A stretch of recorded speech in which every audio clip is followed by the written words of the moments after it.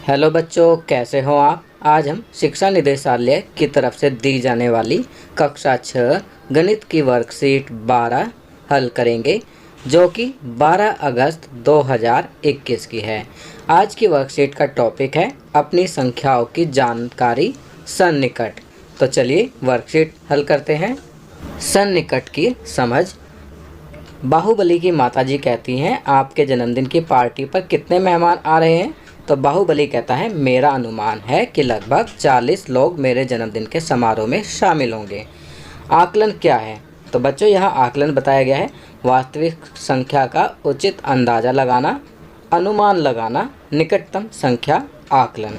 तो ये सभी आकलन है। अब यहाँ निकटतम दहाई तक आकलन दिया गया है। पहला, संख्याएं 1, 2, 3, 4। संख्या 0 के निकट है, इसलिए संख्या का निकटतम दहाई में आकलन निम्न दहाई होगा।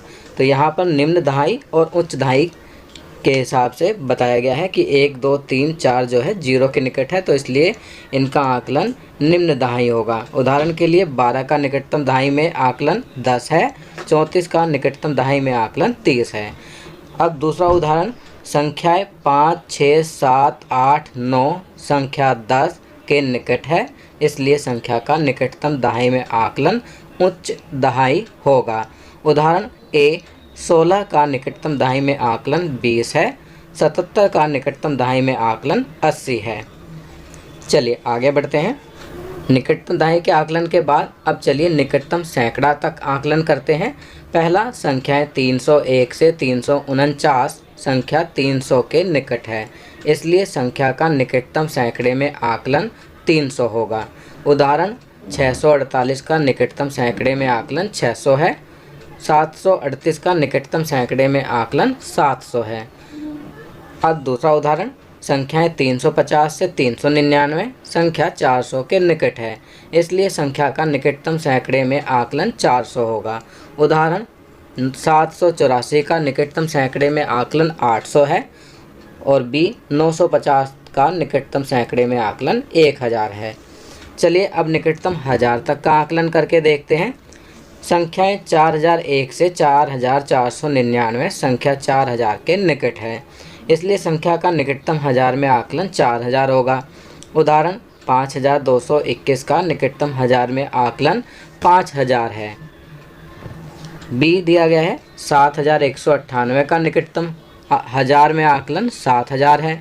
अब दूसरा, संख्याएं 4500 से 4999 संख्या 5000 के निकट है, इसलिए संख्या का निकटतम 1000 में आकलन 5000 होगा।